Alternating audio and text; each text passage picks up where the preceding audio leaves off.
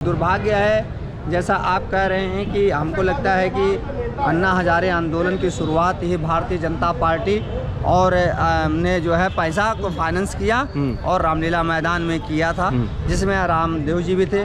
आज रामदेव जी की जो कंपनी है, अभी मैं कहीं देख रहा था कि अडानी ग्रुप को उन्होंने 2000 ट्रकें लगा रखी हैं। अडानी ग्रुप हल्दीराम को 200 कुछ हल्दीराम को दे रखा है और नमकीनें बनवाते हैं हल्दीराम से, उनका पैसा वहाँ करते हैं और यहाँ बेवकूफ़ बनाते हैं कि हमने बड़े अपने घर में बना लिया, सारी चीज़ें बना ली हैं। और जितने इंडस्ट्रीज आप देखेंगे दुनिया भर में, सबके फाउंडर आपको गैर पढ़ा लिखा आदमी मिलेगा। ये बात बड़ी बात मैंने जो देखा हुआ है, सारा व्यापार उन्हीं के भरोसे चल रहा है। अडानी जी कितना पढ़े हैं? कक्षा 9 पास हैं बताते हैं लोग।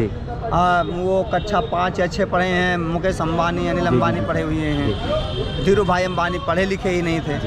तो ऐसा बताया जाता है, लेकिन जिनके यहाँ MBA PhD डिलीट किए हुए लोग MD और डायरेक्ट अस्पतालों में काम कर रहे हैं ना, तो जो पढ़ा लिखा आदमी है वो नौकरी करने लायक होता है। रही बात आपका, हम बात कर रहे थे शराब घोटाले की, तो शराब घोटाले की भाई ये भारत संविधान में व्यवस्था है कि कोई आदमी जेल में हो तो वहाँ से भी कार्य कर सकता है, वहाँ से इलेक्शन लड़ सकता है, वहाँ से सांसद और विधायक बन सकता है, MLC बन सकता है। तो उनका इस्तीफा देना कोई ज़रूरी नहीं है, लाइफ टाइम नहीं देना चाहिए उनको।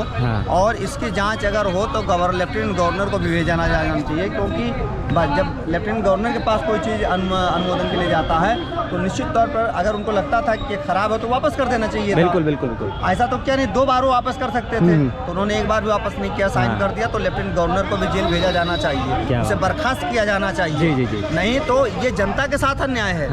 और ये बताइए कौन सी ऐसी समस्या हो गई, अगर किसी ने कह दिया कि साहब 60% 60 दुकानें थी शायद उसकी सरकारी थी, 40 प्राइवेट थी, इन्होंने 100 के 100 प्राइवेट कर दी, तो उसमें दिक्कत क्या है?